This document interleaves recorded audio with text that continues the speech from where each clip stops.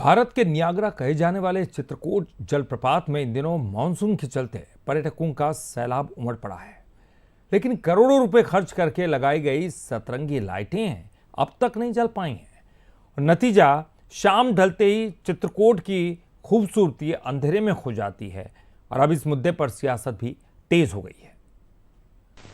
बारिश के मौसम में चित्रकूट जलप्रपात अपने पूरे शबाब पर नजर आ रहा है।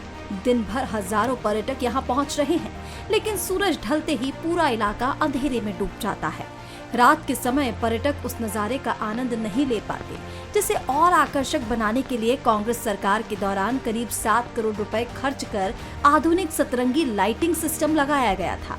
दावा था कि रात में रोशनी से नहाया चित्रकूट देश विदेश के पर्यटकों को आकर्षित करेगा, लेकिन सरकार बदलने के बाद ये परियोजना अभी तक शुरू नहीं हो सकी है।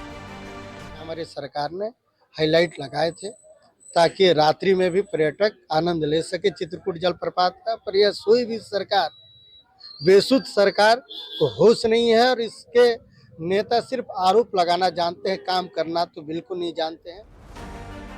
अब इस मुद्दे को लेकर सिर्फ कांग्रेस ही नहीं, बीजेपी के नेता भी सवाल उठा रहे हैं। चित्रकूट के पूर्व बीजेपी विधायक लच्छूराम कश्यप का कहना है कि करोड़ों रुपए की लागत से तैयार व्यवस्था को बंद रखना उचित नहीं है।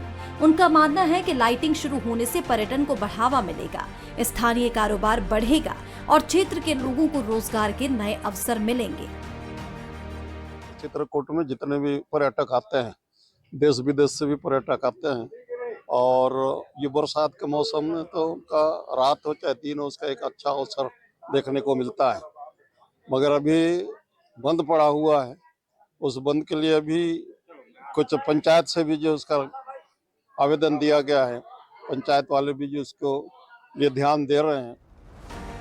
यानी सवाल सिर्फ एक लाइटिंग प्रोजेक्ट का नहीं, पर्यटन और स्थानीय अर्थव्यवस्था से भी जुड़ा है।